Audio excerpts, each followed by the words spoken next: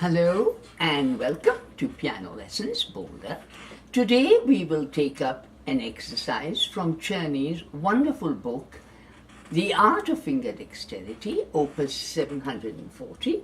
And the exercise we'll take up today is the one in D minor, number 37, for the left hand.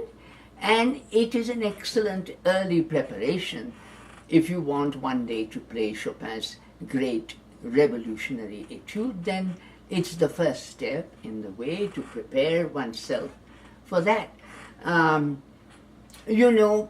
Professor Friedrich Wieck, the father of Clara Schumann and the man who created Clara Schumann, said in his great book, Klavier und Gesang, or Piano and Song, all my pupils must have and live with one purely technical piece, and by mastering it achieve a certain aplomb. I shall see to it that at the beginning of every lesson they play it. And he says, because for without responsive and fluent fingers, all talk of teaching is of no avail, and of course all talk of playing. So we develop and maintain piano technique by playing scales and arpeggios in all shapes and forms, but also we should play a few etudes to keep our fingers limber and to keep on developing our piano technique. And there is, for advanced students, no finer book than Czerny's Art of Finger Dexterity, Opus 740. His School of Virtuosity, Opus 365, also contains some very fascinating exercises. But that book is dull compared to the wonderfully melodious exercises in Opus 740, many of which really are like pieces. They sound like pieces, like music, real music, even though they are exercises. So today, as I said, we will take up exercise 37. And before we do from the Art of Finger Dexterity, before we do a brief tutorial on it, I will just play it through.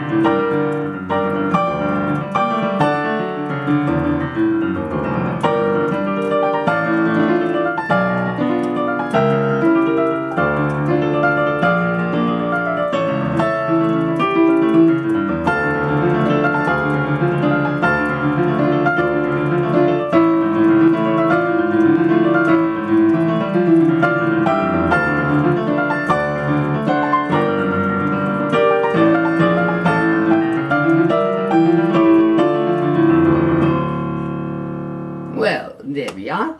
Now, about the tutorial aspect, the most important thing in playing this, because it contains arpeggios, is to keep the wrist absolutely level, absolutely steady. So when you play that pattern, make sure the elbow does not jut out and that there is no kind of rotatory movement of the wrist, but a complete level is,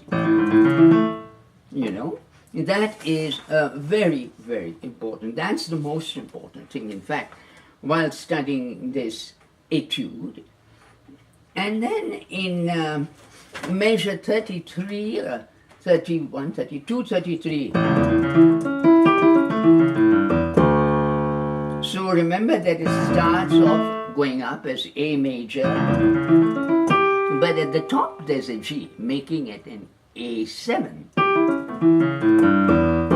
So that needs a little bit of spot practice, slow practice with that, as also with the section which goes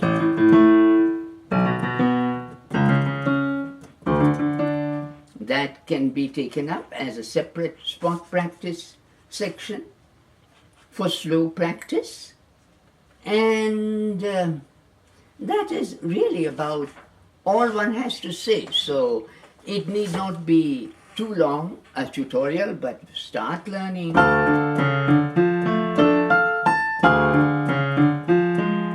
And when you do spot practice,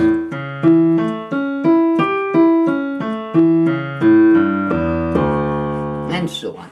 So in the Czerny's edition, an incredible speed of 216 to the 8th note has been given, but that is excessive.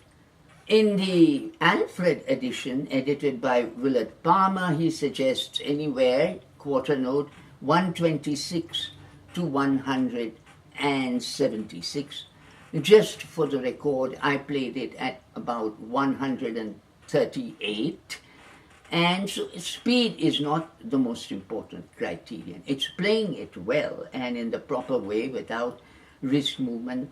Just the thumb. Just the thumb must do the movement.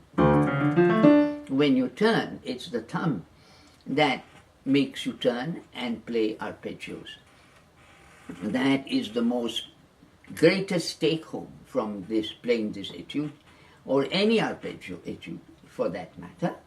And I like this Alfred edition because, it has a spiral binding, and so the book stays open on the piano stand. I wish all music books were like that. Anyway, once again, thank you so much for watching, and until next time, thank you.